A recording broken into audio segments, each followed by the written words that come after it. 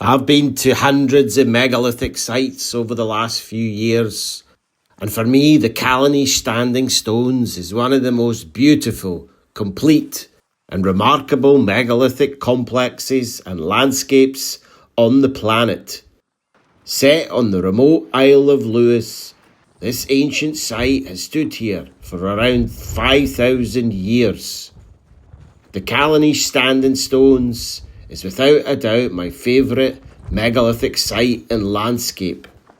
I think about this place every day and I become a wee bit obsessed by Callanish. This is a truly beautiful, sacred, magical and ancient site and landscape.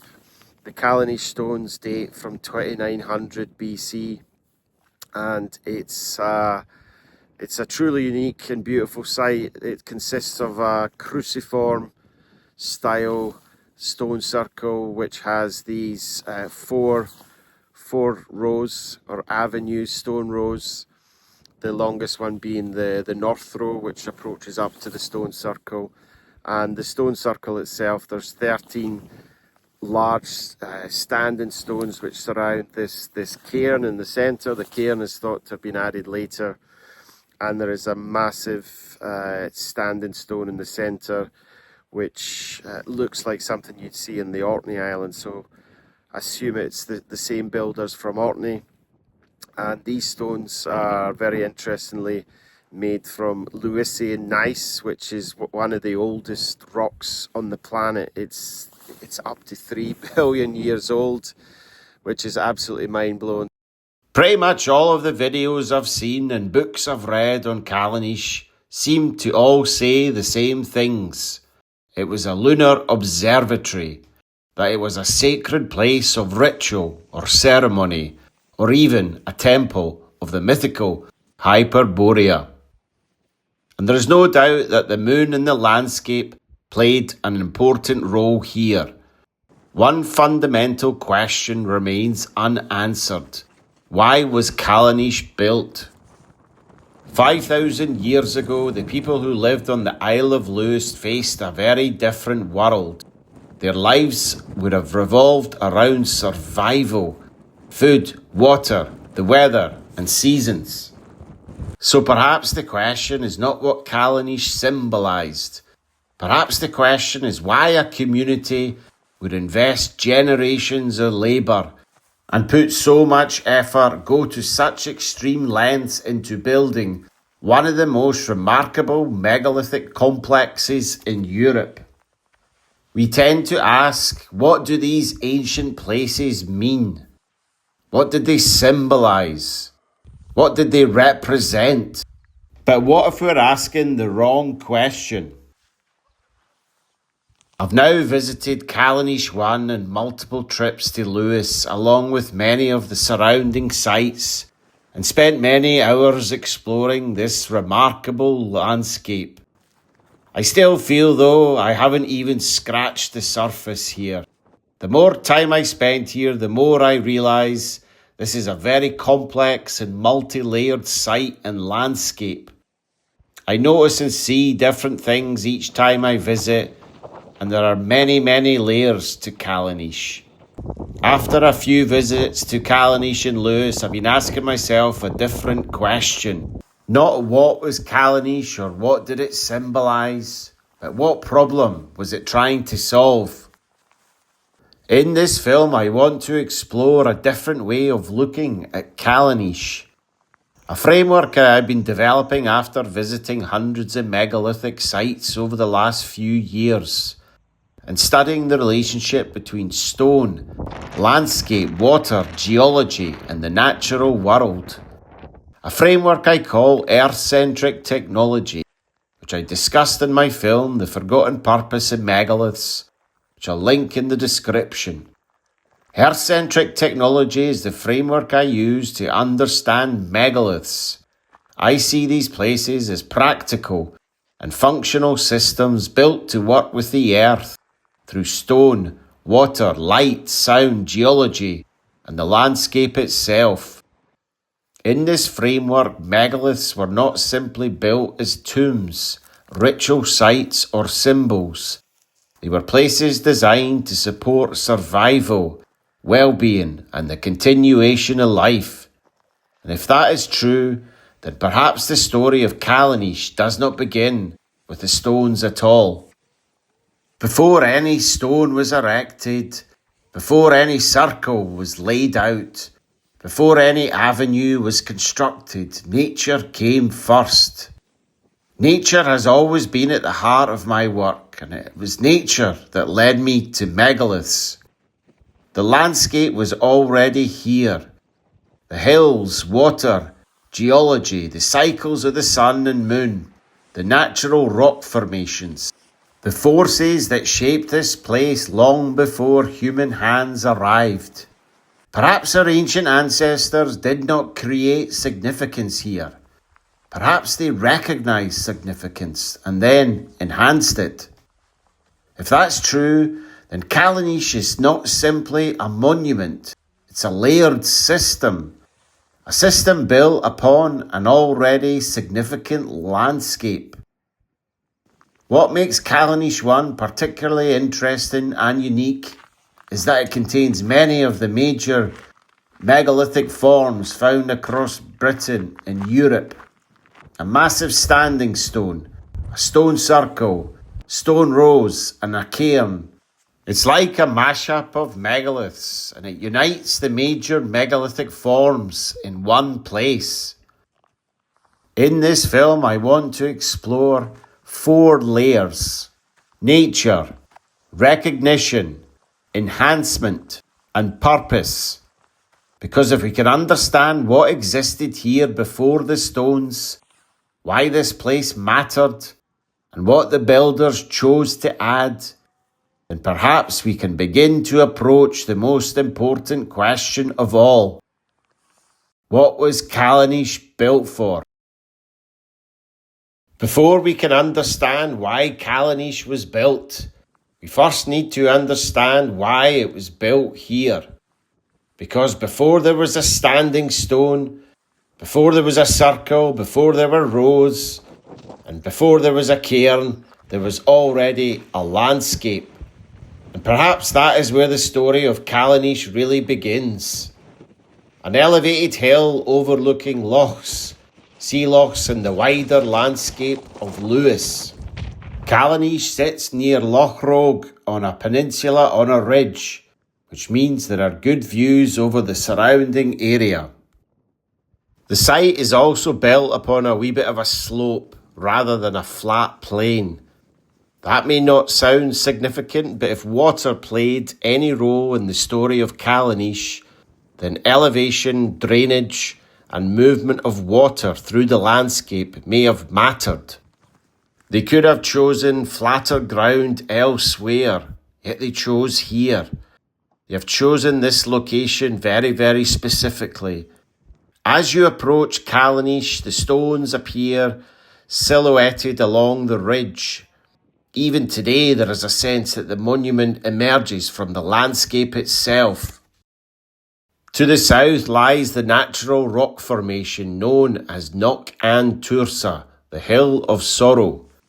Unlike the Standing Stones, Knock an Tuirsa was not built, it was already here. A natural feature of the landscape that would have been known long before the first stone was erected. It was rock formations and spending time in nature that really kind of sparked my interest and led me to megaliths. And from the first time I came here, I was immediately drawn to Knock an Tuirsa.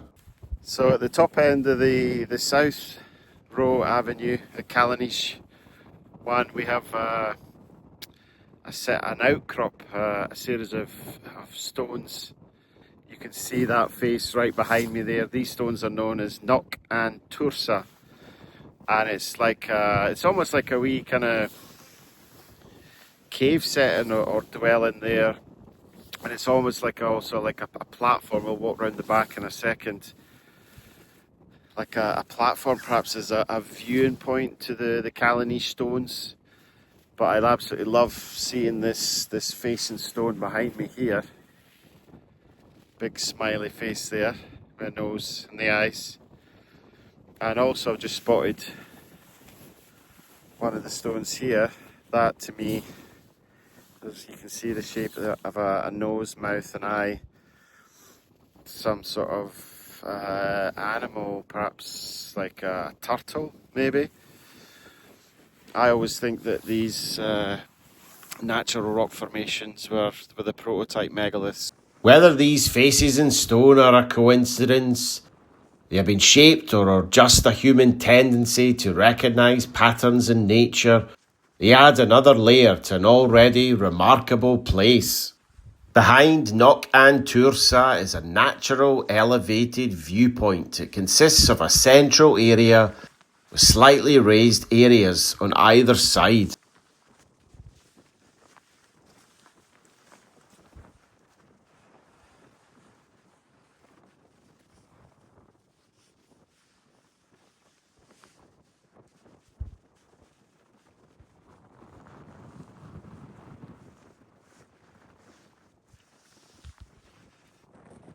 So this elevated mound, the south end of Callanish, you have this central space, but on either side of the central space, I'm standing on one of them now, it's slightly elevated so this whole mound feels like some sort of platform next to Callanish. There's this central space behind me. You can see this large rock, and then on either side you can kind of walk on that side, and then on this side here it's slightly elevated from the central space facing towards the stones. From here, the wider landscape begins to reveal itself. You can see the relationship between Callanish 1 and the land around it. You begin to understand that Callanish 1 is not an isolated structure. Other monuments, including Callanish 2 and 3, lie beyond. It's part of something much larger, and perhaps that wider setting mattered just as much as the stones themselves. 5,000 years ago, this landscape would have looked different. What we see today is not necessarily the landscape our ancient ancestors experienced. Over thousands of years, peat accumulated across much of Lewis, dramatically altering the appearance of the land. Up to the 1800s, these stones were covered in peat. I think up to 5 feet of peat covered these stones, and they removed it around, I think it was 1857. And it's interesting walking up this north row, seeing the shapes of the stones and the different heights of the stones as well.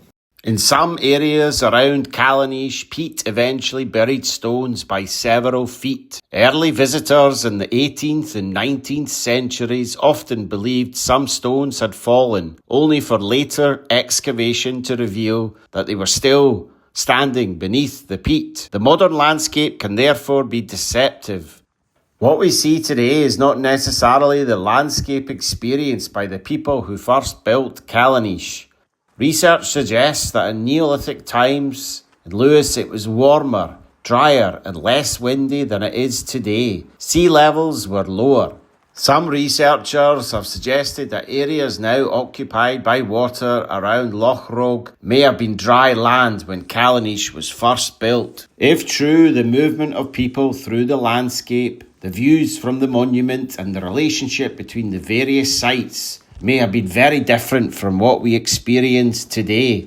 The peat that would later bury much of the monument had not yet accumulated. The people who built Callanish experienced a different Lewis to the one we see today, yet some things remain unchanged.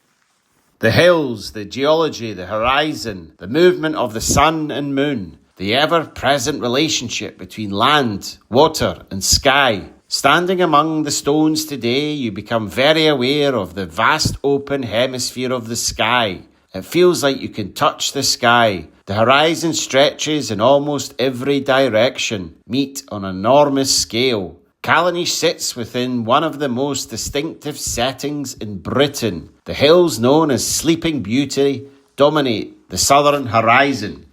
Lochs and sea lochs surround the site. Weather moves constantly across the landscape. Light changes from hour to hour. It's a place where nature is impossible to ignore. It's a real sensory experience when you come here. And this raises an important question. If the builders of Callanish deliberately chose this location, what was it about this landscape that they considered significant? What did they see here that made this place different? If layer 1 is about nature, then layer 2 is about recognition. Because significance does not begin with construction, it begins with observation. At some point long before the first stone was erected, our ancient ancestors recognized that this place was different. The question is why? What did they see here? What did they experience? What made this landscape of such importance for these people to return to generation after generation? Perhaps we should think less about Callanish 1 as a single monument and more as an entire landscape. What we call Callanish today is really a complex of monuments spread across the surrounding hills, ridges and valleys. Callanish 1 may be the most famous site, but is only one part of a much larger network. So here we are, Callanish 2 stone circle on the Isle of Lewis. This one's a beauty. So this one is very close to Callanish 1. I can actually see Callanish 1 in the distance. It's quite a sight, quite striking to see the stones of Callanish 1 in the distance there. This one's a lot smaller, it's a lot more intimate. There's no cairn or central monolith or stone rows. That's unique to Callanish 1. And Callanish 2 and 1, they're part of a wider megalithic complex. So it's thought to be at least 11 known Callanish stone circles here on the Isle of Lewis. And Callanish 2 here is broadly dated from the Neolithic era of up to 4,000 years old. And there are 5 stones remaining. It's interesting seeing the shapes of the stones there, and it's thought there was at least 8 or 9 stones that formed this circle at one point. Across the surrounding landscape are other stone circles, standing stones, rows and monument groups, including Callanish 2, 3, 4 and 8. These monuments are not randomly distributed. They occupy prominent positions within the wider landscape and appear to participate in many of the same relationships between horizon, hills, water and sky. Perhaps Callanish was never intended to be experienced as a single monument. Perhaps it was always a landscape.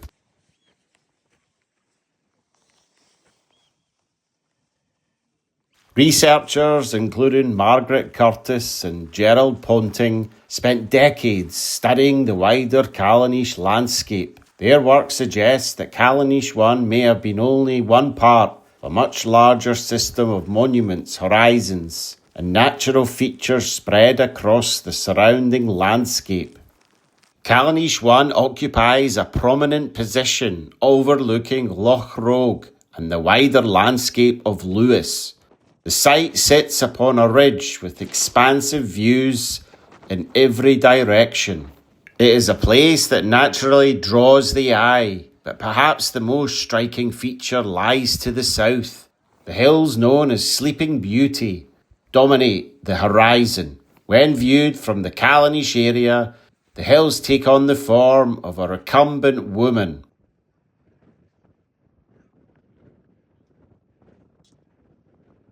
So Callanish is thought to align with the lunar standstill, which happens every 18.5 years. Call it Sleeping Beauty.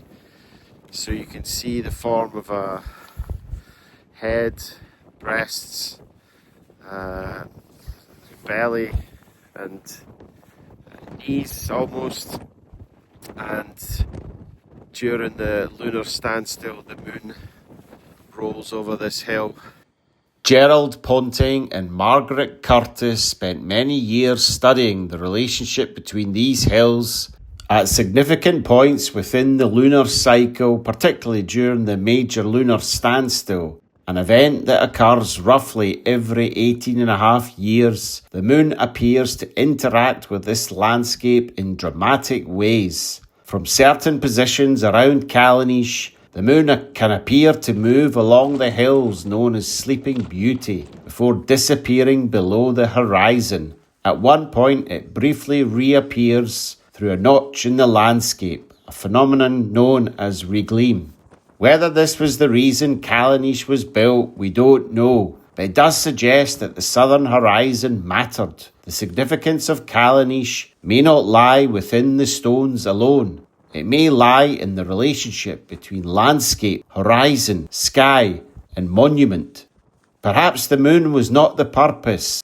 Perhaps it was a signpost, a visible expression of deeper natural cycles. Water, weather, seasons, tides, fertility, and life itself are all governed by cycles. The people who lived here would have been intimately aware of them.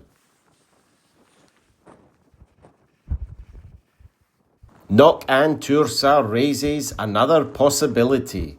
Humans naturally recognize patterns and forms within the landscape. Faces, animals, figures within stone and hill.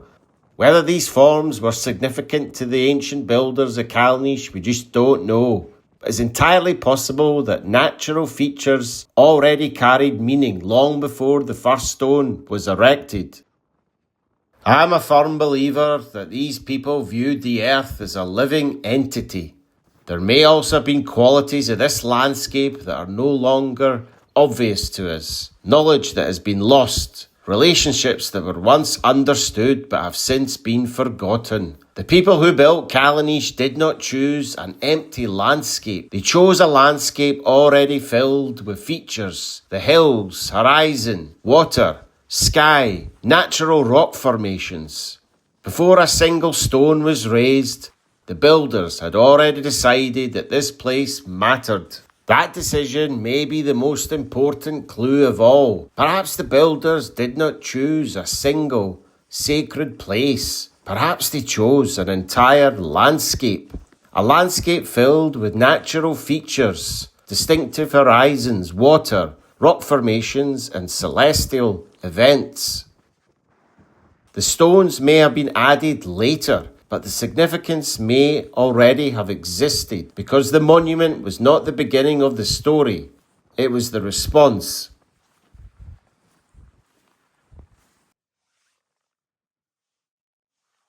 If significance was recognized, the next question becomes obvious. How do you enhance it? How do you strengthen it? How do you transform a significant landscape into something that better supports life? This is where the monument enters the story. Within my Earth-Centric Technology framework, I don't see the Callanish complex as a collection of stones. I see it as a system made up of different components, each potentially serving a different function.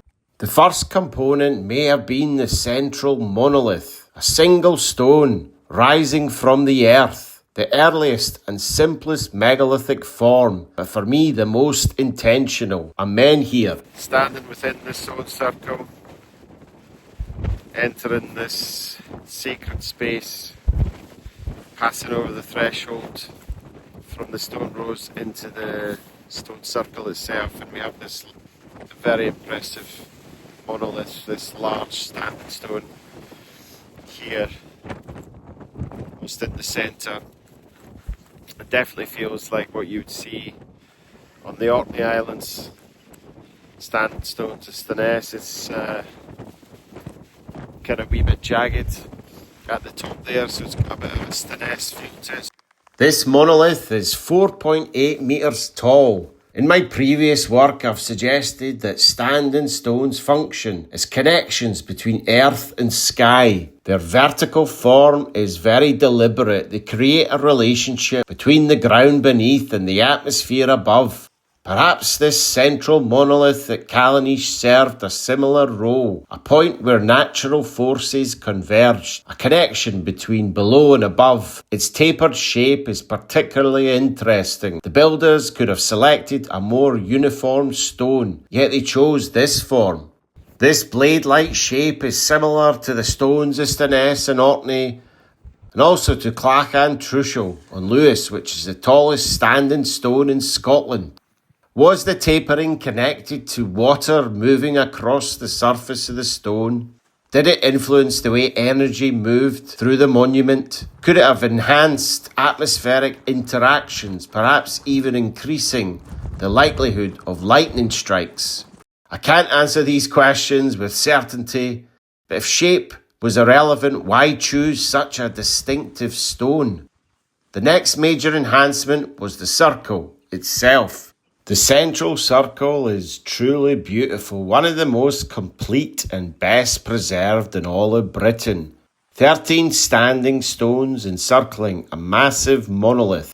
These beautiful Lewisian nice standing stones are between 2.5 metres and 3.5 metres high. These stones shimmer with crystalline life. The circle itself is 12.5 metres in diameter. For me, stone circles are among the most sophisticated megalithic forms, not because they're symbolic, because they are functional. I see stone circles as expansive, field-based systems, almost like giant stone cauldrons built into the landscape. Contained environments where interactions between water, stone, geology, atmosphere, and energy could take place.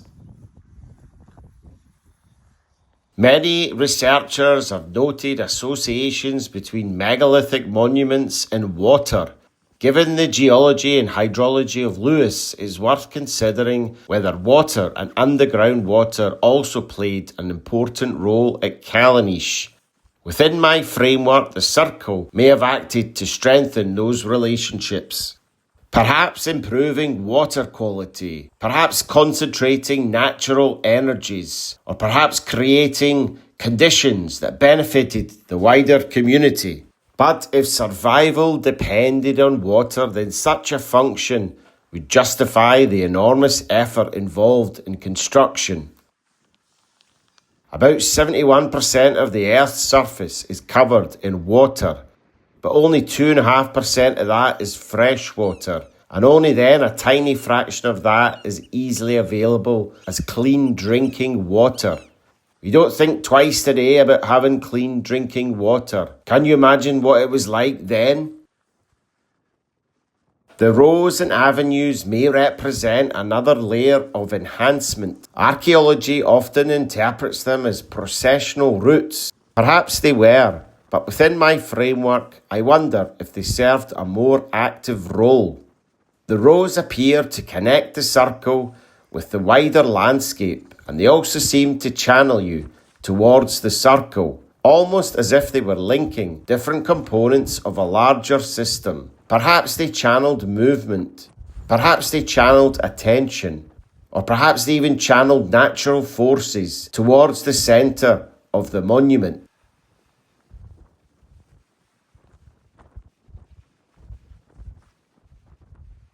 The southern row is especially interesting because it extends towards Knock and Tursa.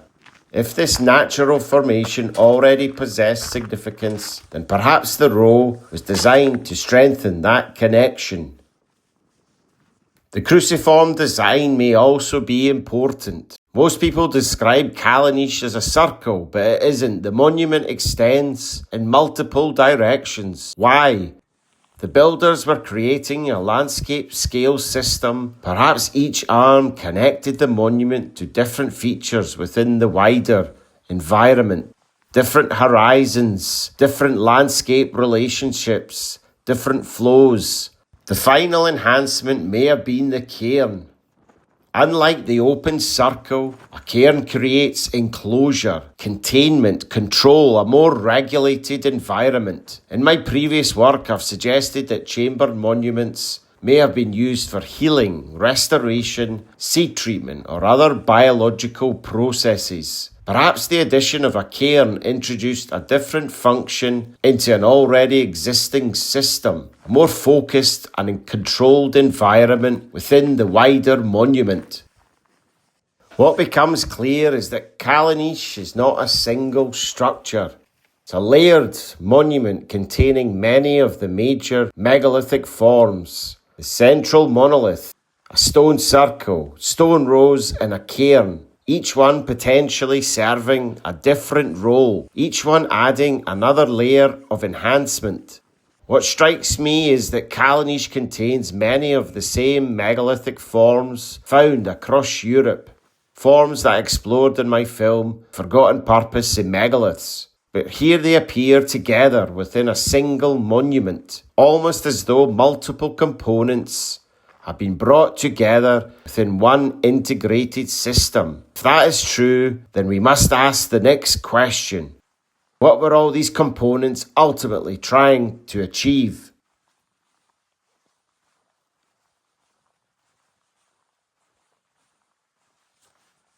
This brings us to the most important question of all. What was Callanish built for? This is where archaeology often becomes uncertain. It's thought to be a temple, observatory, ceremonial centre, or ritual site. All of these are interpretations like this film. I'm not setting out to discredit any of these interpretations or anything like that. They just don't particularly resonate with me personally.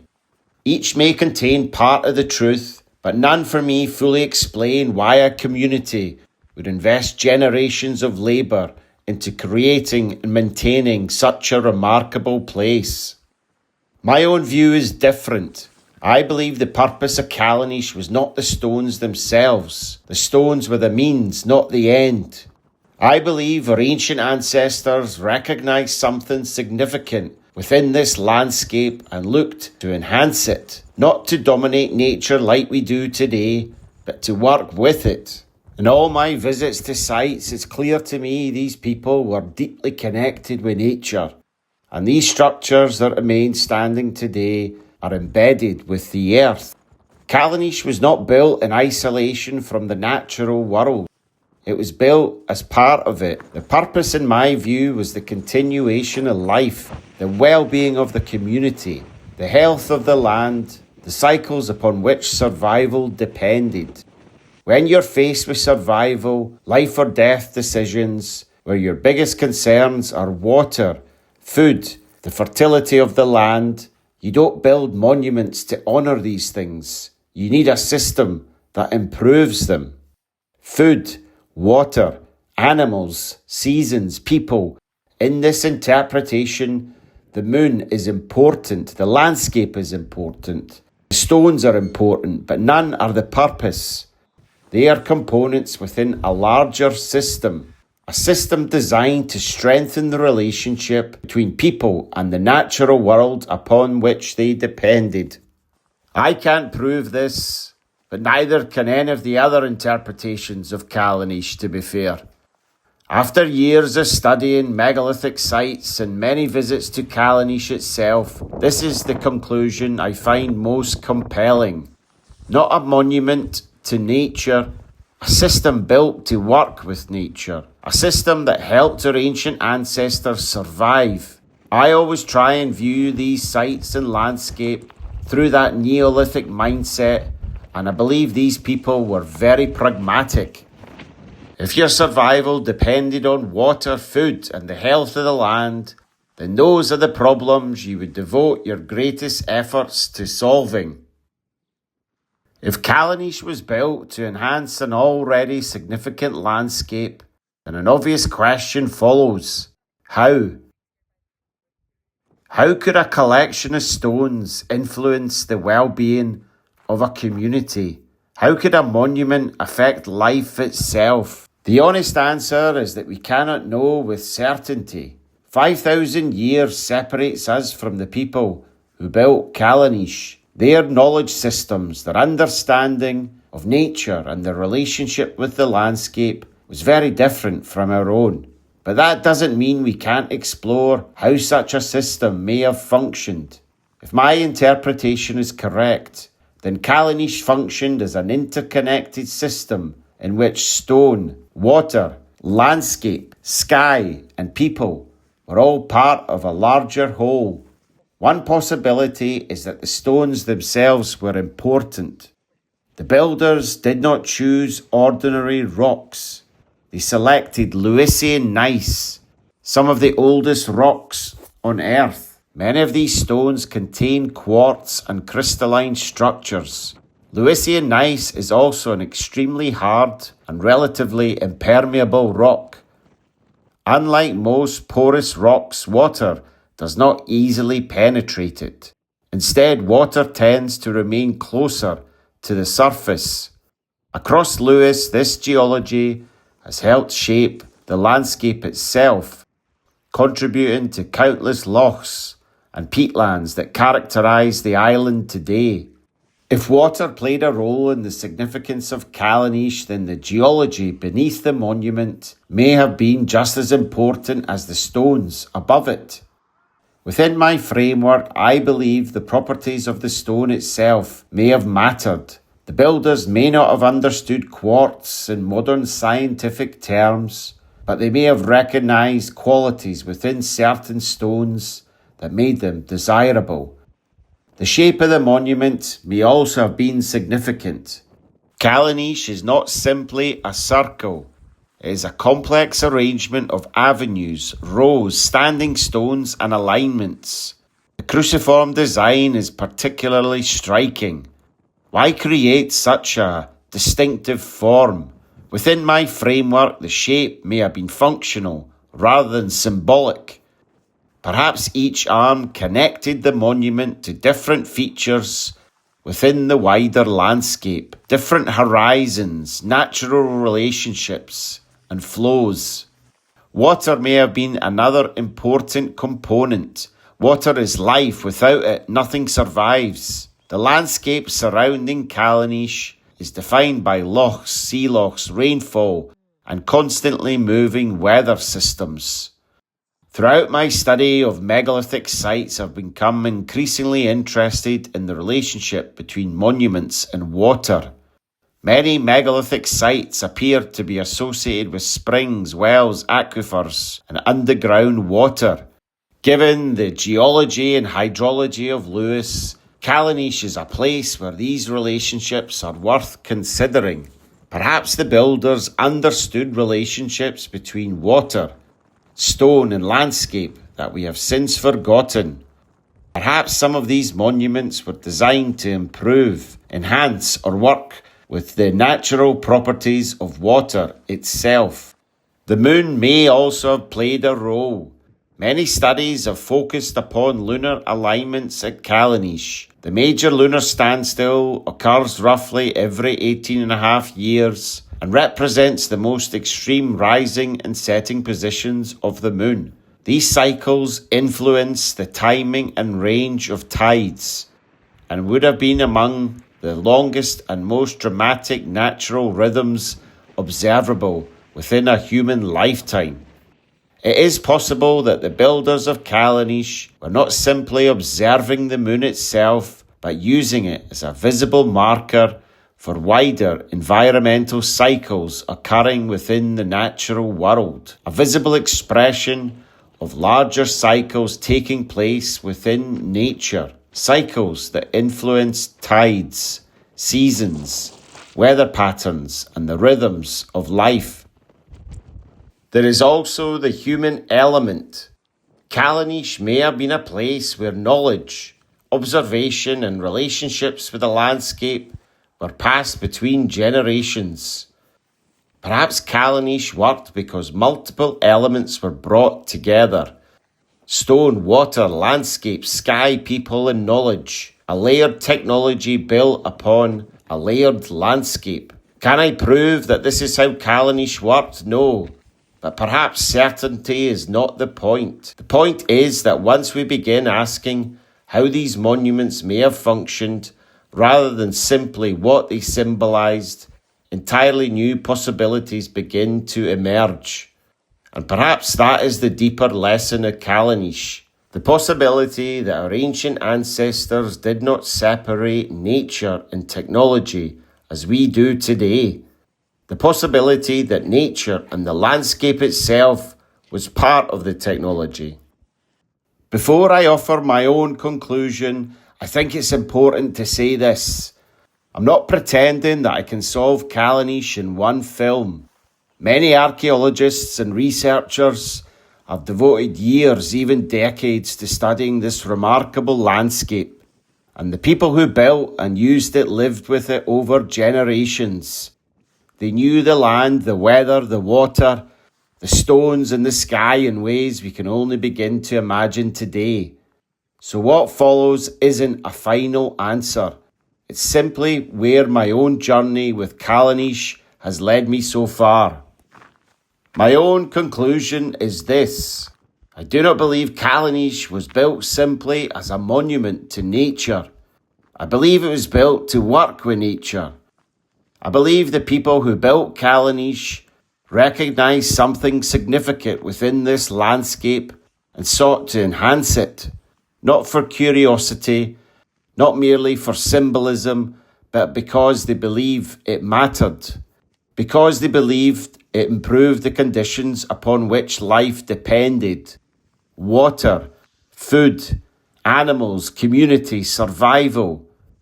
The moon may have played a role, as the stones may have played a role, in the landscape too, but I do not believe any of these were the ultimate purpose. The purpose for me was life itself, the continuation of life, the flourishing of the people and landscape that surrounded Callanish. In many ways, this idea lies at the heart of what I call Earth-Centric Technology, the possibility that ancient people did not separate nature and technology as we do today. Instead, they worked with nature. They observed it, learned from it, and built systems that enhanced the natural forces already present within the landscape. I obviously can't prove that this was the purpose of Callanish, but after years of visiting megalithic sites, studying ancient landscapes, and returning to Callanish time and time again, it's the conclusion I find most compelling. The more time I spend at Callanish, the more I realise how little I truly understand it. I still feel as though I've barely even scratched the surface of this remarkable landscape. Perhaps the builders of Callanish did not create significance. Perhaps they recognised significance and then enhanced it. And perhaps that is the forgotten purpose of Callanish. Thank you very much for watching the film. I really appreciate you taking the time out to watch. I'd love to hear your own thoughts on Callanish, whether you visited or not, so please leave us a wee comment below. And if you'd like to follow my work more closely, including future films, articles, tours and research, you can join the Reppin Nature mailing list using the link in the description. If you enjoyed this film, subscribing to the channel is a great way to support my work. Nice one. Cheers.